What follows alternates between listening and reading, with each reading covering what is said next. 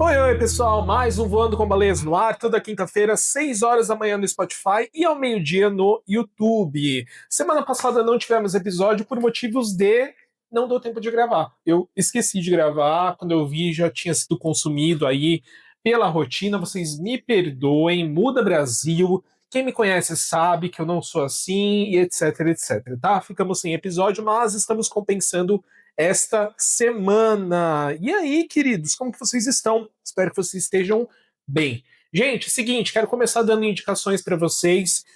No final de semana passado e no próximo final de semana, no dia 11 e 12 de julho, tá rolando lá em São Roque, no Bunkyo Park, o Sakura Matsuri Festival, que é nada mais nada menos do que o festival das cerejeiras, que é quando ali tem um parque, né? O Bunkyo Park é um lugar muito bonito, muito grande, onde tem a florada das cerejeiras. E todos os anos, nessa época, no comecinho de julho, né, nos dois primeiros finais de semana de julho, eles têm ali um evento com comida, gastronomia, comida e gastronomia é a mesma coisa, né? Mas comida, cultura, artesanato, ilustradores, apresentações aí dos japoneses, né, da cultura asiática como um todo. E é muito, muito legal. Fica em São Roque. Se você está aqui em Campinas ou na região, fica 1h40 de distância, mais ou menos, então é rapidinho. De São Paulo também é mais ou menos a mesma distância,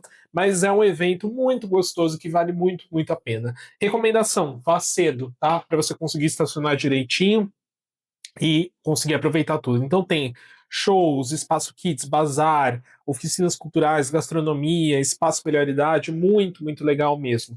E aí lá eu sempre gosto muito de ir na área dos artistas, né? Que é como se fosse um artists, oh meu Deus, hoje a dicção foi para casa do caralho.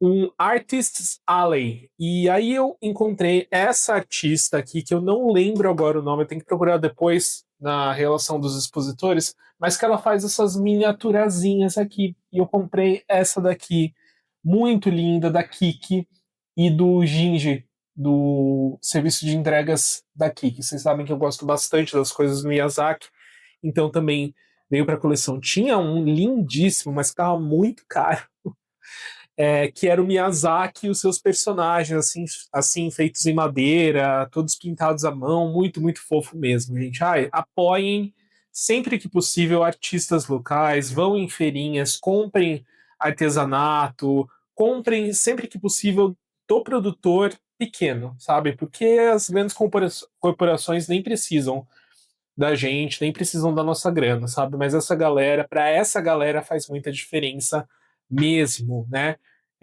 Do nada, né? Começou com uma indicação, terminou com uma crítica ao capitalismo. É assim que esse episódio funciona.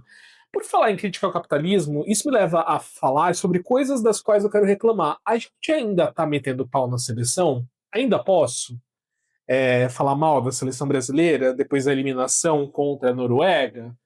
A grandíssima bosta que foi esse jogo? Perdão.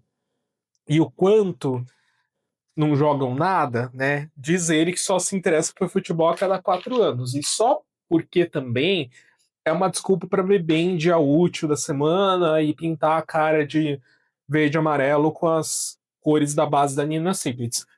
Mas ainda estamos reclamando disso, vamos reclamar mais um pouco. O que eu estou amando é a repercussão da galera indo para cima, principalmente do Neymar, né? A gente já viu aí recentemente os cortes do craque Neto, que, cara, ele é uma das pessoas mais engraçadas e mais incríveis no sentido de criticar o futebol que eu já vi, assim, não tem chapa branca com ele, né?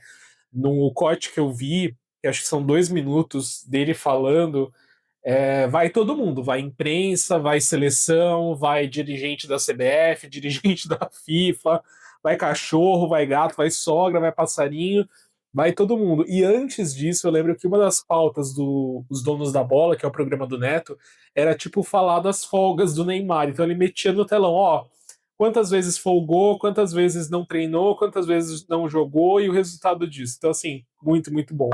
Ainda estamos falando mal da seleção, é chutar cachorro morto, mas o cachorro morto nesse caso merece ser chutado, né?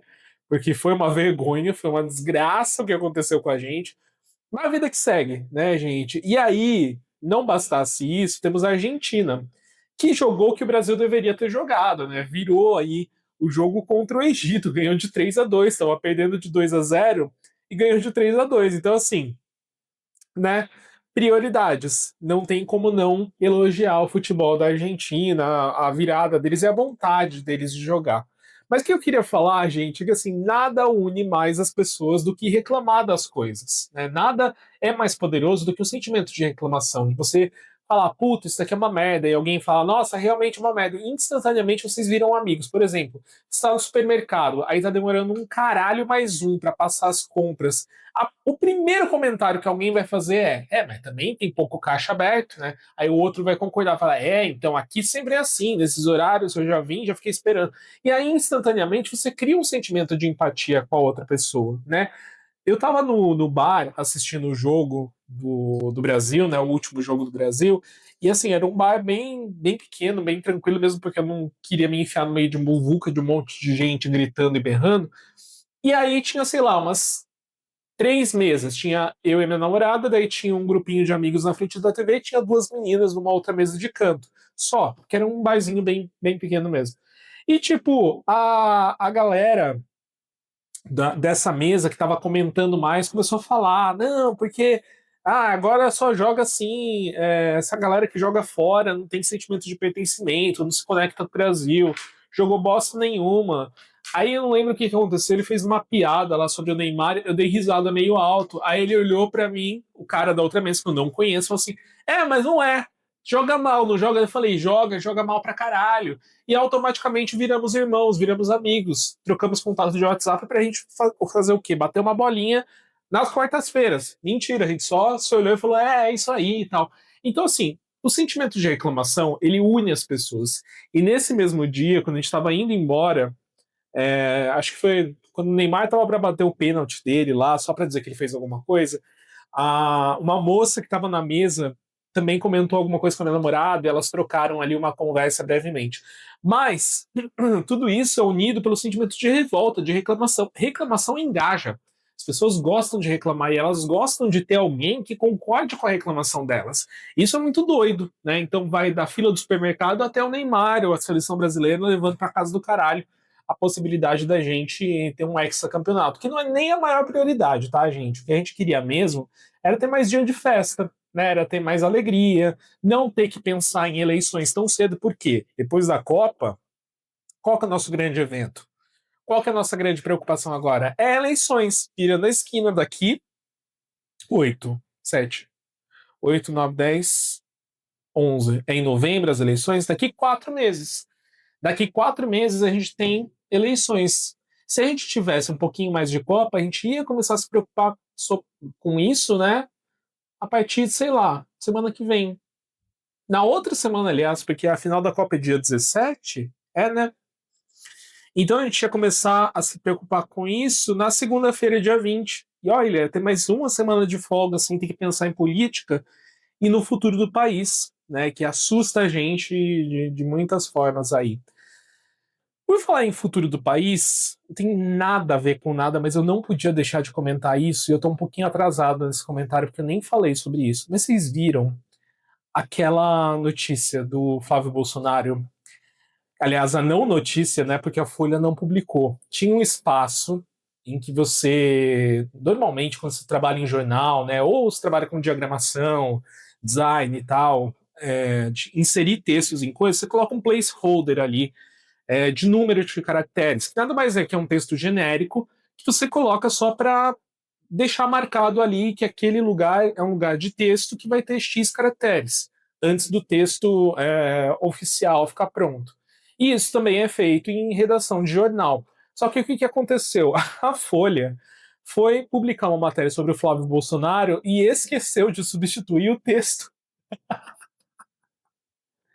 Então, eu vou ter que achar isso. Lore Y Folha Flávio Bolsonaro. Gente, preciso tossir. Perdão. É. E aí, era uma matéria do dia, deixa eu ver se eu acho o dia da matéria aqui. Foi uma matéria do dia.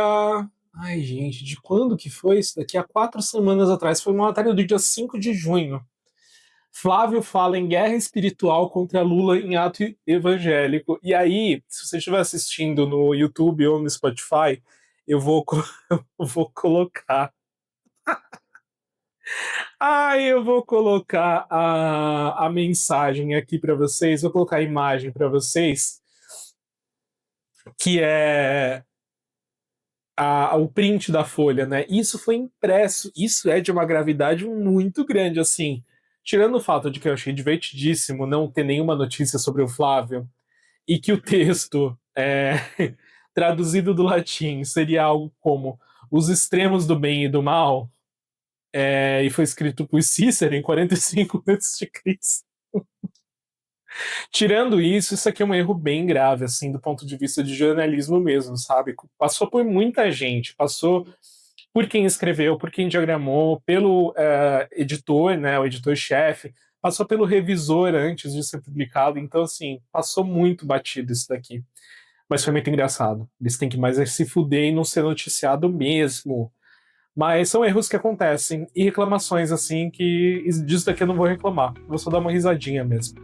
Bom, gente, era isso que eu tinha para falar com vocês hoje. Nada com nada. Esse episódio para variar. Voando com a Baleia vai ficando por aqui. Não se esqueçam, então, que a gente tem um encontro marcado toda quinta-feira, 6 horas da manhã no Spotify e ao meio-dia no YouTube, além dos nossos cortes nas redes sociais, Instagram, TikTok e YouTube formato Shorts, beleza?